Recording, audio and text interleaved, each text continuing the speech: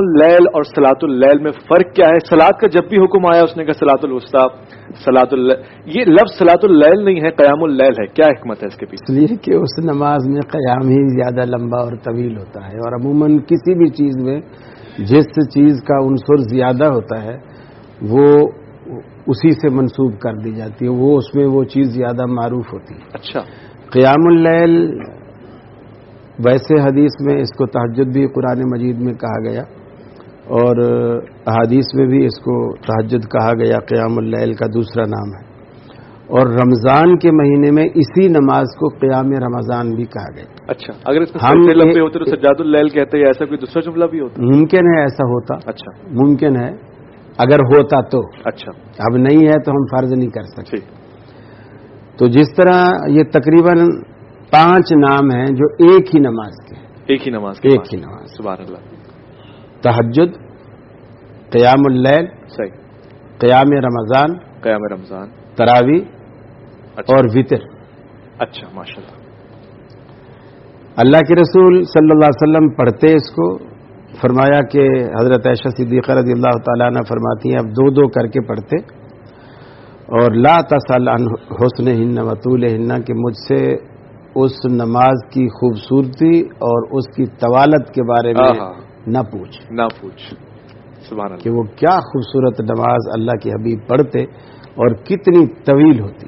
اللہ اکبر۔ ایک دن تو خود سیدہ عائشہ فرماتی ہیں کہ میں نے خود تعجب سے کہا کہ اللہ کے رسول، اللہ رب العالمین نے تو سمجھو جنت آپ کے لیے بس واجب ہی کر دی، وہ دروازہ ہی جنت کا نہیں کھلے گا جب تک آپ اس دروازے پہ دستک نہ دیں گے، پھر آپ کو اتنی محنت اور اتنی مشقت کرنے کی کیا ضرورت ہے؟ صحیح، کہ آپ رات بھر کھڑے رہتے ہیں اور آپ کے پاؤں بھی سوج جاتے ہیں۔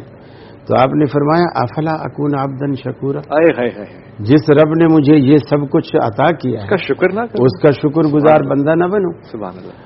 تو وہ اتنی لمبی نماز پڑھتے لیکن 2 کر کے پڑھتے۔ تو پھر آپ نے فرماتی ہیں کہ جب فجر کی اذان ہونے کا وقت قریب ہوتا، صحیح، تو پھر آپ اس کے اوپر 1 رکعت پڑھ کے سب کو وطر بنا دیتے۔ اچھا، یہ جو ہمارے ہاں 1 وطر، 3، 5، 7، 9 اور 11 تک وطر ہے۔ اچھا، اس کا یہی طریقہ ہے کہ آپ 2 نفل پڑھتے جاتے ہیں، آخر میں جب 1 رکعت پڑھتے ہیں تو وہ سب کو وطر یعنی طاق بنا دیتے ہیں، سب کو وطر بنا جاتا ہے۔ وطر جب ہم 3 بھی پڑھتے ہیں تو اس میں وطر وہی آخری 1 ہی رکعت ہوتی ہے۔ اچھا، ہم 5 بھی پڑھتے ہیں تو اس میں وطر آخری 1 ہی رکعت ہوتی ہے۔ صحیح، اسی طرح حدیث میں بھی آتا ہے ان اللہ وطر یحب الوطر، صحیح، اللہ وطر ہے اور وطر کو پسند کرتا ہے۔ اللہ وطر ہے اور اللہ وطر کو پسند، یعنی اللہ ایک ہے اور ایک ہی کو پسند کرتا ہے۔ سبحان اللہ، سبحان اللہ، یعنی ایسے شخص کو پسند کرتا ہے جو اسی ایک سے لو لگا ہے۔ اللہ اکبر، ٹھیک، ہر جائی نہ ہو یک جائی، ہر جائی نہ ہو یک جائی، ٹھیک، خوبصورت آپ نے پایا۔